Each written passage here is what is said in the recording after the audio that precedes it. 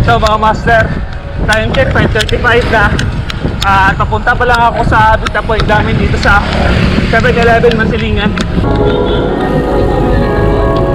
Ito ba? Si Jerry ang bata ay ginhapo. Ate, sige, Bata? sige.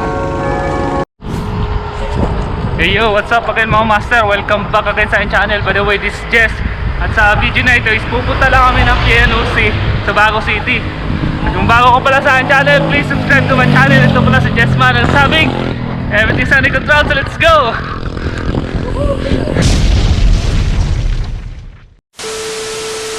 What's up mga master? At sa wakas, yung ruta natin sa ngayon ay isa sa mga iconic bike destination dito sa Negros Occidental.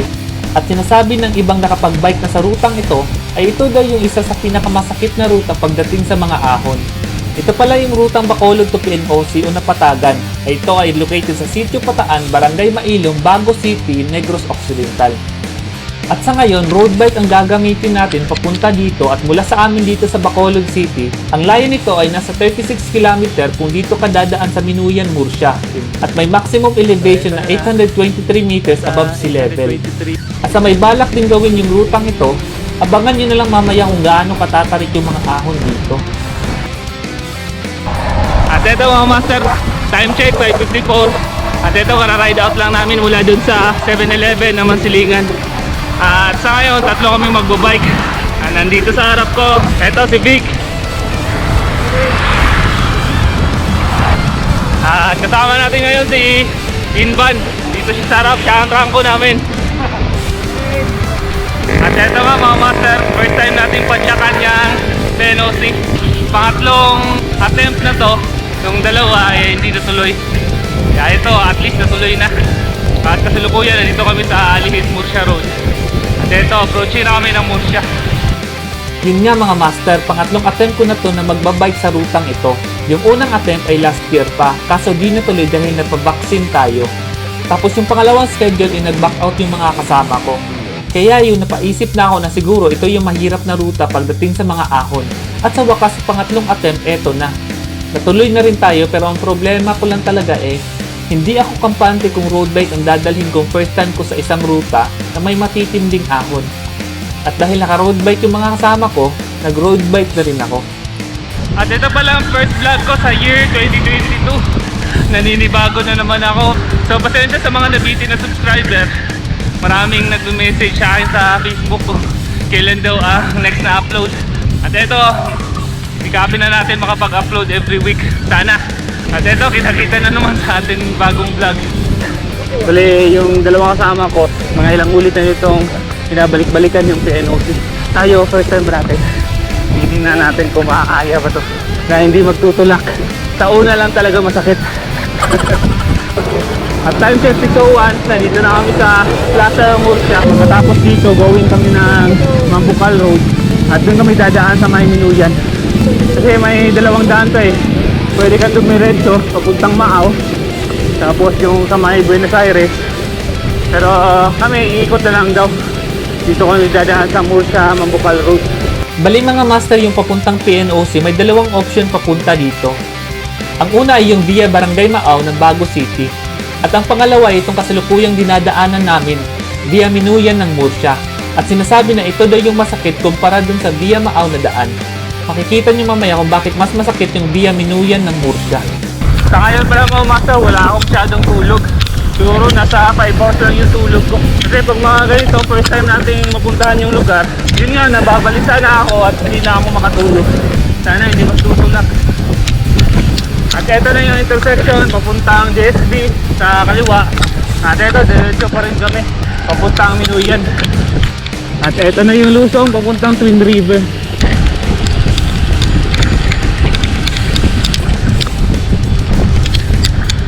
Ito na yung mga umpisa ng ahon. Woo! Yan, ganda talaga ng sunrise. At mga ilang kilometro na lang, mag-turn right na kami. At time check, 6:36. At update sa distance, nasa 22.05 km na kami. At dito, mag-turn right na kami. Dito sa may signage ng Del Carmen Forest Park. Yun nga sa Minuyan, Murcia. ito na yung mga bungat ng mga pangunang ahon. So ito na pala yung part na rough road. 12 seconds later. So ito medyo mahirap talaga to padyakan kung road bike ang gamit mo kasi ito naka slick tire kami. Tingnan nyo naman yung daan, mabato. Posible talaga bumagsak tayo pag ganito. Ito sa Civic. Hi, shout out. Tony Jamek, Jerry. Yun yung dalawang kasama namin sa Trangco Group, nag-back out sila. Yung mga personal na dahilan kaya hindi nakasama. Oh, ito pala yung Del Carmen Forest Park Resort. At dun pa kami sa unahan. At yun sa likod si Attorney Inban, medyo nahuli kasi clip shoes niya is yung pang road bike talaga. Madaling masira yung plastic na clip. Mas mahirap kasi kay Attorney Inban yun kasi yun nga, plastic yung clip niya. Yung sa amin, gamit namin is yung mountain bike na clipless. Kaya ito, medyo nakakalakad naman tayo ng mabuti. 10 seconds later. So ito na. Oh no. So yan ang sinasabi nilang killer climb. So yan ang sinasabi nilang killer climb. At may dalawang ahon daw dyan na masakit. Mula dito sa tulay, ito na. May matinding ahon na dito. So time check 6:54. At nasa 23 km pa lang kami.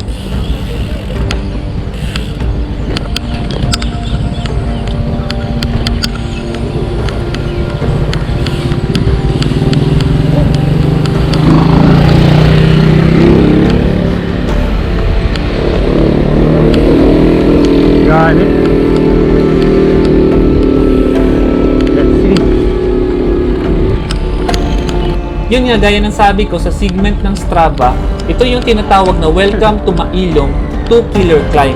Sa pangalan pa lang nakakatakot na talaga. Grabe talaga.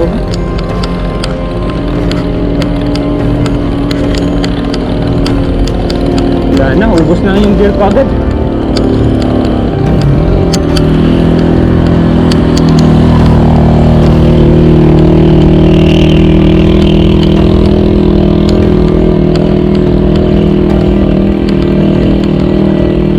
Dulas pa ng daan.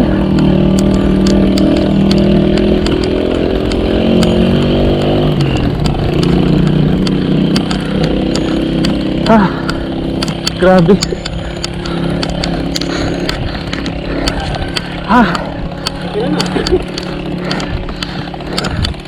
Nabigla. Parang nabigla yung katawan ko. Bigla.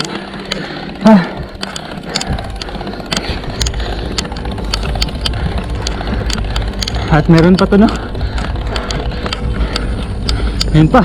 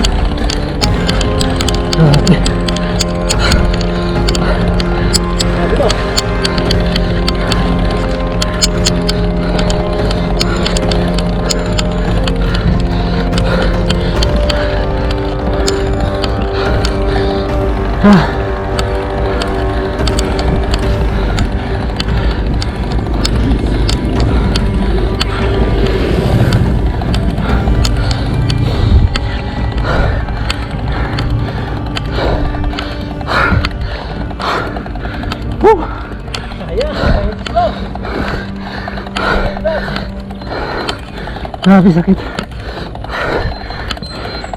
At yun, at salamat nalampasan natin tong ahon na to na may maximum gradient na 39.6%. Ganun siya katarik kaya nabansag ang killer climb. Warm up. Warm up lang. Warm up lang ito sa ahon.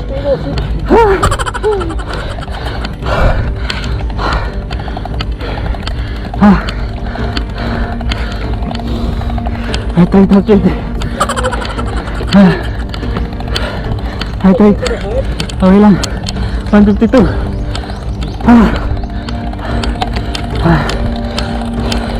Ito pa. Grabe.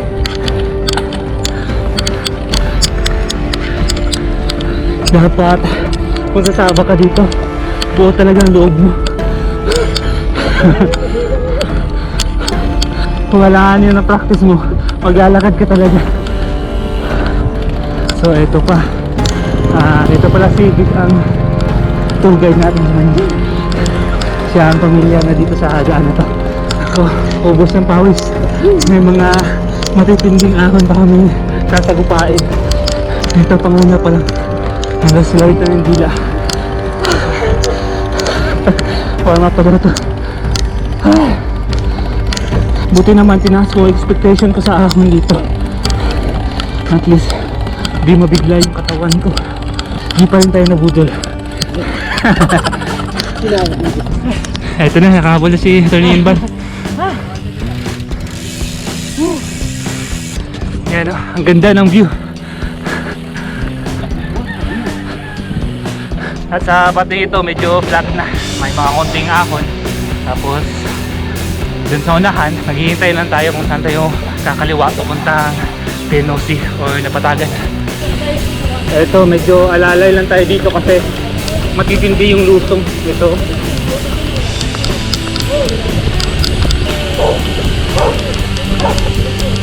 Grabe talaga. Dito ka babalik, ganun pa rin kasakit.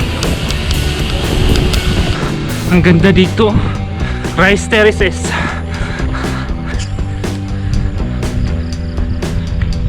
Ito na yung intersection. Kung kanan ka papuntang Maaw, andito kami going to Pataan pa kaliwa. Grabe, biglang ahon pala oh. So update the distance, nasa 28.9 km na kami. Time check 7:22. So eto, sabay-sabay muna tayo sa pacing nila para di tayo mabigla. Nakapiling ko makuna to talaga. So ang gradient naglalaro sa 5% to 7%. Ito lang talaga, ang ganda ng mga tanawin. Yan, look at the view. 10% gradient, 12, 14, 13, 14 na naman, 16, 17, yan. Okay, ito recovery. At ang maganda lang din sa lugar nito kasi napakatahimik. Tapos madalang lang yung mga sasakyan na dumadaan. Kahit mga motor, wala. Ito pala yung Banglad Cafe. Look at the view.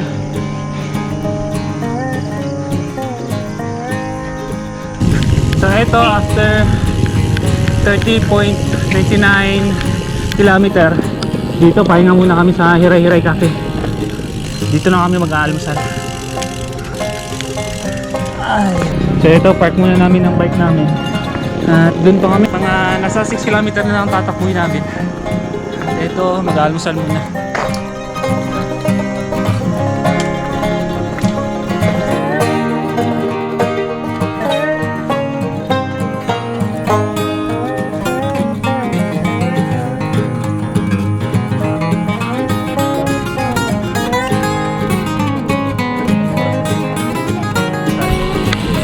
So time check 8:27.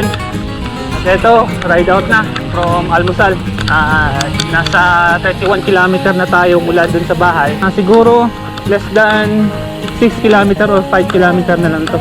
At nandun na tayo sa PNOC. At pagkatapos ng lusong na ito na, climb na naman.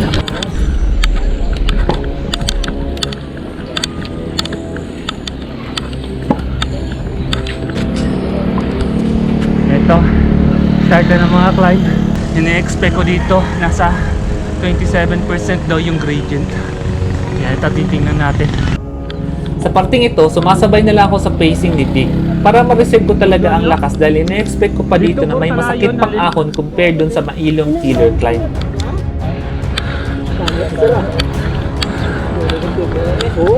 Morning. Morning.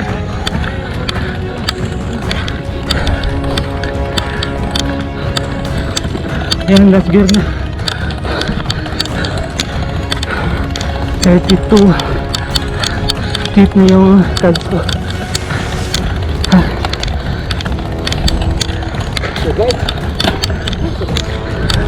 Buti naman recovery na dito.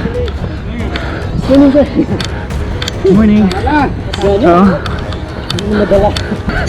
Yan. Gusto niyo ito eh. Walang titiran. Excited pa naman ako kagabi. Kaya hindi ako natulog. At mula dun sa Hiray-Hiray Cafe kung saan kami nag-almusal, wala na talagang pahingahan at dire-diretso na talaga ang padyakan at ang maganda lang din sa ride na ito kasi namomotivate tayo sa lakas ng ating mga kasama. Ito nasa 14% yung gradient. Ito lang sobrang init. Kahit makulimlim yung init na parang uulan. Last 1 kilometer. Sana parang RCA lang to. Hello. Yun pa pala ako. Ako pa na, no? Hindi kakak. Ako pa na talakaron? Hello. 1.40. Grabe. Yun. Medyo recovery. Tapos ahon na naman siguro yan. Ha. Just 500 meters na lang. Ha? Last gear na ako. Ha. Ako na pinaka-lastic ko.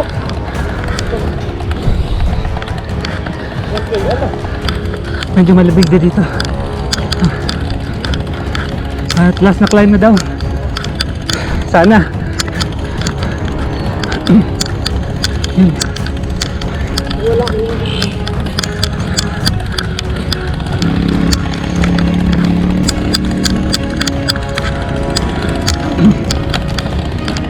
Yun. Puro last na. Hinaw si Carnival. At puro last na ahon. Ito talaga madalas mong maririnig pag first time mo sa isang ruta at hanggang yun, nag-breakaway na si Attorney Inban pero mabuti naman andito lang sa likod si Vic at minsan nga halos magkasabayan lang kami sa ahon dahil nire-reserve pa talaga ang lakas ko na hindi matulad ng first time ko rin sa Patag Ilaya. Ayaw ko talagang magtulak o tumukod man lang sa oras na ito. Last na po. Wala, last na. Ito, last. Target natin dito, di tayo tutukod. Ayun na pala, parang yan na. Sana yan na. Lapit na daw. Ayun na pala. May hinihintay pa sana akong matinding ahon. Yung katulad sa Doc J o yung sa May Minuyan. Dito na pala. Parang okay lang. So ito na. NOC na tayo. Grabe na reserve talaga natin ang ating lakas. Hindi ganun pala sa pag mahirap.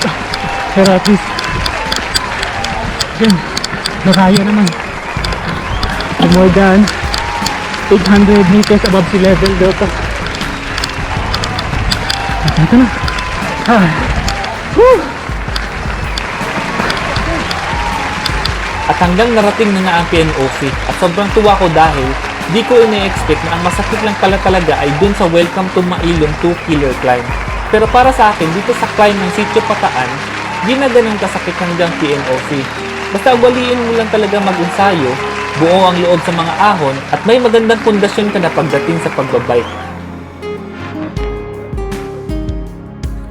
Konting trivia mga master. Ang dating pangalan ng kumpanyang ito ay PNOC EDC, na ang ibig sabihin ay Philippine National Oil Company Energy Development Corporation at naging EDC or Energy Development Corporation Geothermal Power Plant. Pero sa ngayon, pinasarado na ito at hindi na nag-ooperate sa kadahilan ng maprotektahan ang kalikasan. Grabe dito, nagpa-fog pa. Grabe.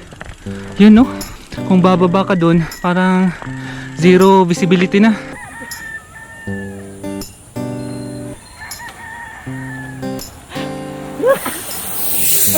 Pwede ko.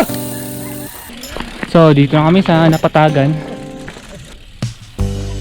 Sa tabi nito, nandito yung Napatagan Mountain Cafe at napakahamong sa mga oras na ito.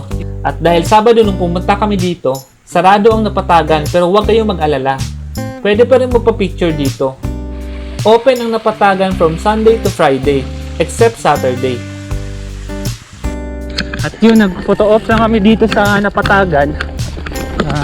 Sarado pa, wala tayong makakain dito. So dito muna kami kakain. Snack lang dito sa El Tiempo. Dito lang to sa tapat ng Napatagan. Eto, karga muna natin ang ating bike.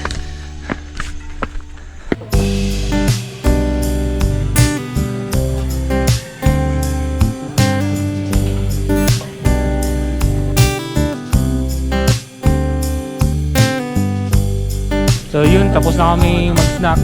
At eto, bababa na kami. So eto mga master, time check, 10:26. At bababa na kami. Pabalik na ng Bacolod. Eto nga, medyo dahan-dahan lang tayo sa paglusong kasi napakatarik dito. At nung pag-uwi na, nag-decide na kami na magluloop na lang via Barangay Maaw ng Bago City, pabalik ng Bacolod. More on lusong na kaya doble ingat pa rin dahil sa sobrang tarik ng lusong tapos ang dami pang sharp curves.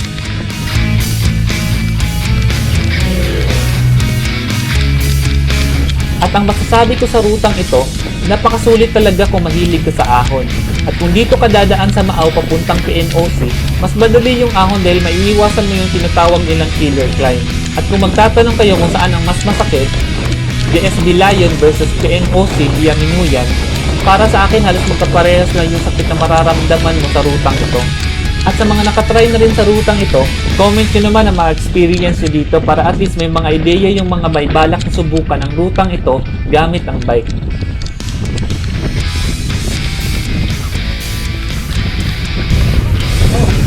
Sige ba, nalo ko nung malas na si Atty. Inban at kami lang dalawa ni Master Vic. Vic, shoutout na lang Vic. Shoutout kay Mrs. Enjoy. Ako rin, shoutout kay Mrs. Salamat pinayagan ako mag-bike. Sige Vic, ano ko? So yun na lahat mga master. Thank you pa rin sa patuloy na sumusuporta. At sa ngayon total distance natin is nasa 86 km. At eto, pauwi pa tayo ng bahay. Siguro dito ko natatapusin ang vlog.